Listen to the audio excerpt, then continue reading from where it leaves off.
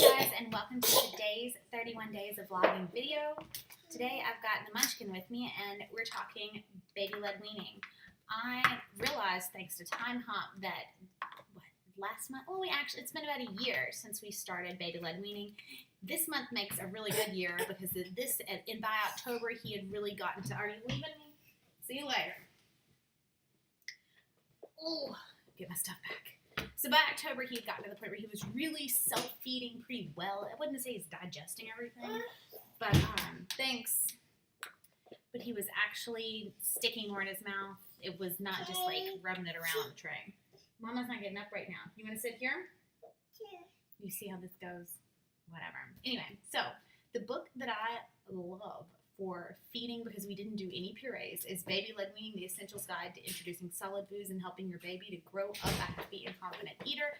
And that is by Jill Rapley and Tracy Marquette. The point is to have no purees, no stress, no fuss, and you can go out to eat and do things and you don't have to pack baby food. I like the aspect of breastfeeding where we didn't have to pack things and we could just put things in the diaper bag, be on the go. You didn't have to pack bottles and worry about that during the middle of the night. I didn't have to worry about warming bottles. All I had to do was just nurse. So that's what I wanted in feeding baby too. So I'll link this below. Again, I don't have affiliate links, guys, so none of the stuff that I'm showing you today is affiliate link driven. Well, let me show you a couple things I liked in the book before we get to that. Some of my favorite aspects were that they tell you about nutritious foods, like what you should offer in each meal. You should have a nutritious food, not highly processed, foods from each major food group. You can hear me being called in the background. A wide range of foods throughout the week so that your baby gets a chance to sample different tastes and textures. This was big for me because I was like constantly trying to introduce new, I just went blank.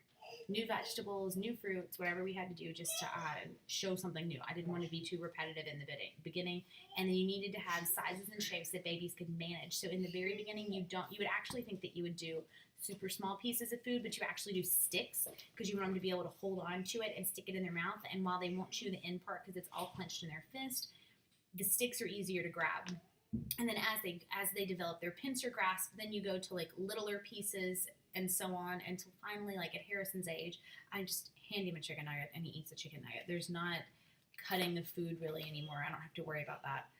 They do give you things to avoid, like choking hazards. Salt is a really big thing to avoid, and I did focus on that in the beginning, and now not so much. I mean, we had Raising Cane's the other day, so he's basically got high blood pressure now, right?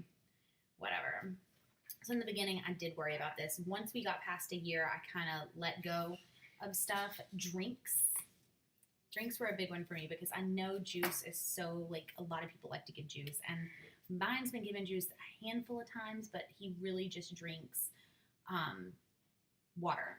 He never has been a milk drinker. He'll drink fruit juice and stuff. He's never had soda or anything like that, but I figure if he's willing to drink just water, then why not give him just water?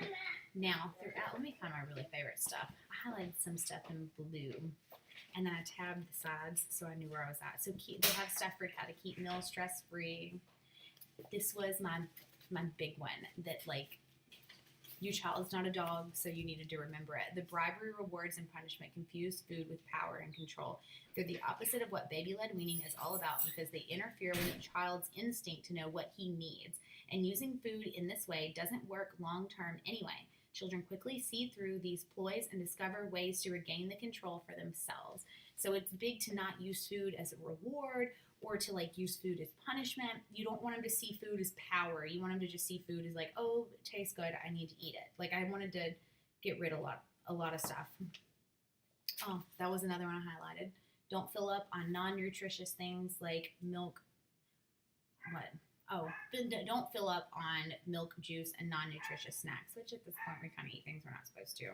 Anyway, tons of highlighted stuff. If you know me in real life and you want to see what I highlighted and you're on the path to food, you're more than welcome to borrow it. It really was not an expensive book. And if you're kind of at a crossroads with what to feed your child, there's a baby-led weaning cookbook as well.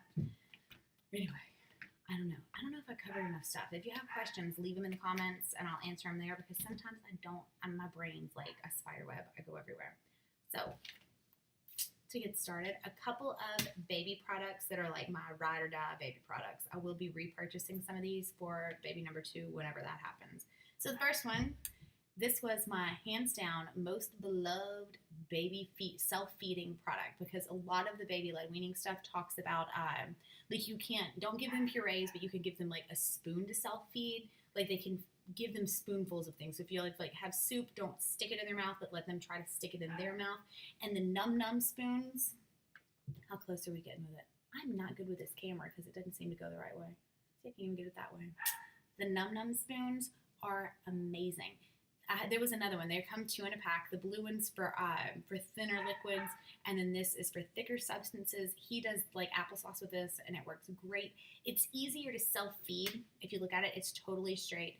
It's easier to self-feed with than like a traditional spoon, because there's not that scoop where you have to try to get it in your mouth right. It's just about like dip and stick. And so they can at least learn how to dip something and stick it in their mouth apart from their finger. And it's a good middle of the road thing, and before you get to like forks and spoons, because we're really not that, forks and spoons don't totally work for us, but these always work. My little baby-led wiener like loves hand feeding, so it gets messy sometimes. Anyway, next product, the Tommy Tippy silicone bib that has the little pouch in it to catch things, because they drop so much in the beginning. And this is easy to clean. I don't like having to like remove stains. I hate laundry. So anything that was gonna have to be laundered, I really wasn't gonna be a fan of.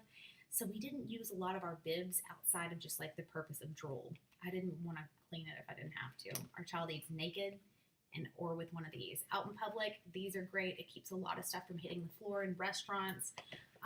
What else do I want to add to this? Dishwasher safe. I've not washed a single one of these myself. They all go in the dishwasher. I just fit it over the little prongs and like let it go. Next on the list is, let's do my Munchkin little popsicle molds. They're a great size for kids. It also does, in case you don't want to do all of them, you can unlock it and do just like 3. They suggest in baby-led weaning, you could do like smoothies and stuff. So if you wanted to make a smoothie and let your child have it, oh, I just locked it the wrong way. If you want to make smoothies and let your child have it, you can put it in these, and that's an easy way to self-feed, and you know you won't be overdoing it because it's a good baby portion. Harrison now could probably eat more than one of them, but when he was learning to eat, this was a really good baby portion. What else do I love about those? You could also do breast milk in them for teethers when they're learning to teeth. Frozen breast milk in that, if you're pumping, is wonderful. They love it, especially I absolutely hate Milk Baby. He'll eat breast milk anyway, any day of the week. Next product is also a Munchkin product. I learned with all the baby-led weaning and everything else, I adore Munchkin. So I ordered these like way before he could use them. It's the Munchkin 360 Miracle Cup. And it comes apart. It's super, super easy to clean. You have this little part that kind of sieves the water through the cup. We just moved up to the 12-month plus cups. We've been using our other ones forever. And the little stopper, it goes together easy. This pops in. You screw that on. You're good to go. It's not easy to spill. He really has to throw it and be having a little bit of a fit to get water to come out of it. Other than that, you have to suck on the side like a real cup to get water out of it. Woo! The other good thing is, I know that, we like the new cups to begin with, but they're not good for your teeth, just like our child who's still obsessed with his pacifier. It's not good for his teeth. These are great for orthodontic use. So he's used to drinking out of a regular cup. It's not going to mess with their mouth at all if you were worried about that. Highly recommend the Munchkin 360s. What is my hair doing? I'm having one of those girl, what's up with this today? Hair days. So the other thing is, I just noticed am I still filming? I've had too many bad filming days. I don't know if I'm still filming or not. This is the holy grail of baby feeding products. Almost forgot about my absolute favorite one in the kitchen.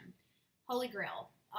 What in the world is this? I just forgot. This is the Easy Peasy Mat. They now have 2 different sizes.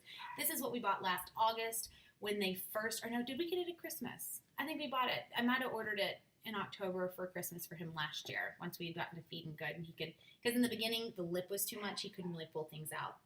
But it sticks to a table and suctions, and you can, well, I'm pulling it up now because there's stuff on my bench, but you put it down on a table and it suctions even though it's just a flat back, and it's not, the kid can't pick it up and throw it. It has compartments There's also a smaller size. If you have an IKEA high chair, the smaller size fits the IKEA high chair better. And I think they just came out with a bowl one like this too. This is great. I will be getting more when we have another kid. Easy peasy fun mat in all sizes. Get them in all sizes. What else? I think that's the end of that today. I don't think I have much more to say about feeding favorites. Oh, the IKEA high chair I mentioned. Hands down, favorite high chair ever. We've been around other people's high chairs. I've used other people's high chairs. I still adore my IKEA $25 high chair. It's the Cadillac of high chairs, in my opinion, because it's easy to clean. Every once in a while when it gets really grimy, I take it out back and spray it down with some Dawn and a water hose, and it's like brand new again. You could fit it in your shower and hose it off if you wanted to. Like, it's easy to clean, and I just want, with baby-led weaning, you want easy to clean. Let me tell you. So, I hear my child beating on the window. Those are my favorite baby products. Favorite baby feeding now that we're at 1 year out on baby-led weaning. Let me know. Leave your questions, comments, anything. What's your favorite baby feeding products? Have you done baby-led weaning? What's your favorite baby-led weaning recipes? Because sometimes I just feed him what we eat, but I could cook him some stuff that's different. I need to mix up his diet a little bit more. You get in a funk. Chicken nuggets are life, right? Oh well. So, thanks for stopping by. I'll see y'all again tomorrow. Hopefully yesterday's video will finally load onto YouTube and y'all can all see it soon. Bye.